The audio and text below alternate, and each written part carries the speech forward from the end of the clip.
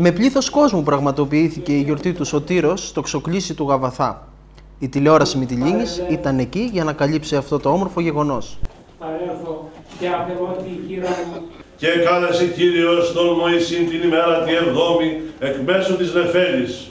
Το είδος της δόξης Κυρίου, ως υπήρ φλέγον επί της κορυφής του όρους, εναντίον των ιών Ισραήλ.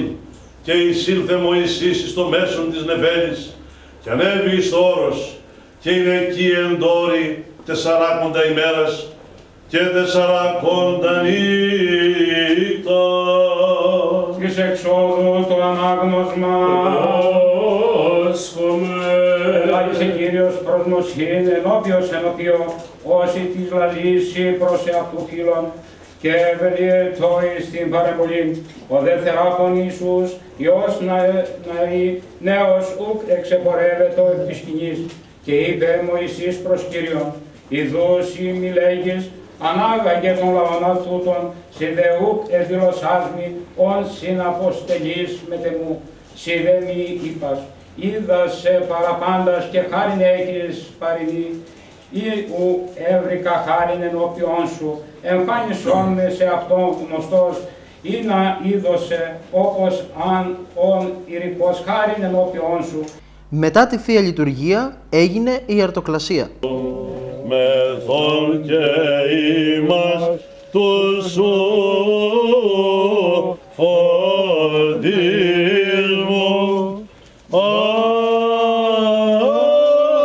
άξι όσων δεν εσπόντα υμνήσε εις τους